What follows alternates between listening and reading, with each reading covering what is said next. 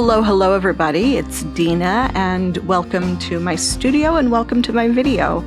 I'm going to do a little art journaling video where I cover sort of a topic that comes up for me, and I'm assuming for other people. We're not that original. If I'm thinking about it, chances are somebody else is too. And I wanted to talk about art journaling by feel rather than by the desire to make something look a certain way. So in this case, I have all my stuff kind of pre-selected, my palette pre-selected, and some of these lines I started to just close my eyes and draw lines. So it's really not about whether they're straight or perfect or any of that. It's just about how it feels to do it. And as I started moving these caran-d'ache lines around with a little bit of watered down white acrylic, again, I'm not looking, I'm not careful, I'm not really, I have no agenda. I'm just moving them around and going with how it feels. And likewise, these shapes, just scrawling something in and maybe leaving that mark the way it is, maybe intervening in that mark a bit with a brush.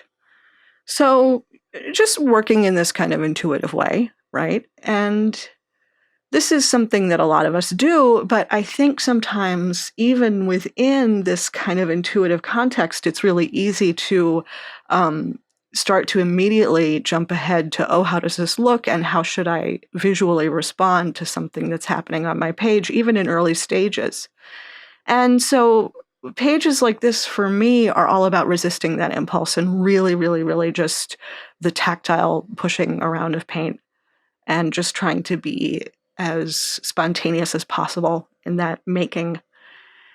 And I like the horizontal line motif because it reminds me of like lined notebook paper and things like that. And it really starts to get me to pull some writing into my practice, which is something that I tend not to do very much.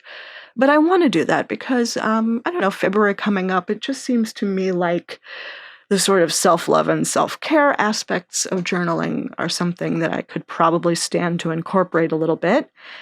So I wrote down in 3 separate areas on this spread, I love ... and, just really off-the-cuff stuff from my life, like having a bunch of new students makes me happy. I love that there was a crisis-averted kind of situation with somebody I care about this weekend. So, that worked out well. And I think the third thing I put down was I love that sometimes I get what I want. I feel like I'm kind of clawing out from under a bunch of things. And, so then going in and decorating this kind of semi-written page with different techniques and choosing those methods based on how they feel and whether they feel good, whether the tactile experience is just what is feeding me adequately, is making me happy, contributing to that.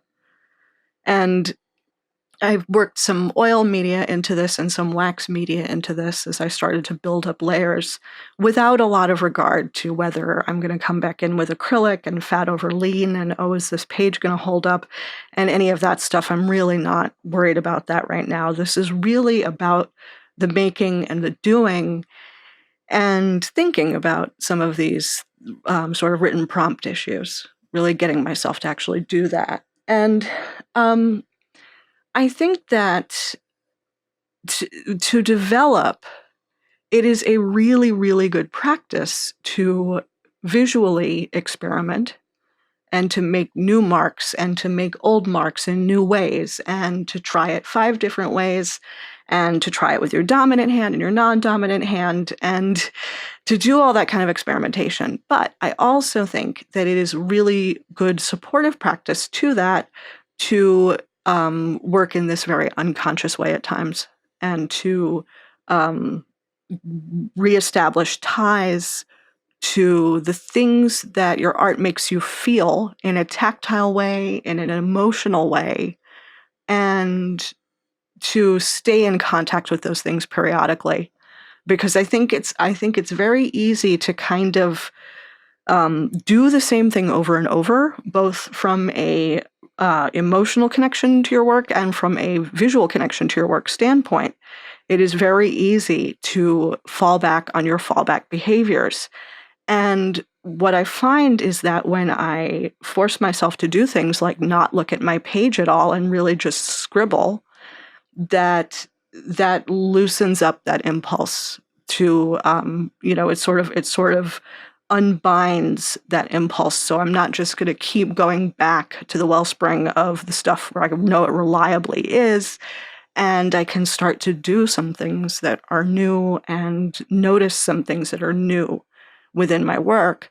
And ultimately, in terms of the prompts and the thinking about pages like this, notice things outside the scope of just my work and my journaling, and kind of notice things within my emotional life as it changes and develops.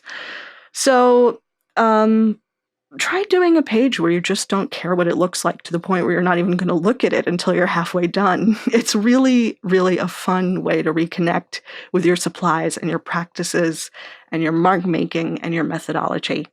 So, that's what's been kind of on my mind and on my plate in the last couple days. And it's a nice little change of gears from a lot of the things I have been making. And if you have any comments or feedback, I'd love to see it in the comments below. And I appreciate you watching.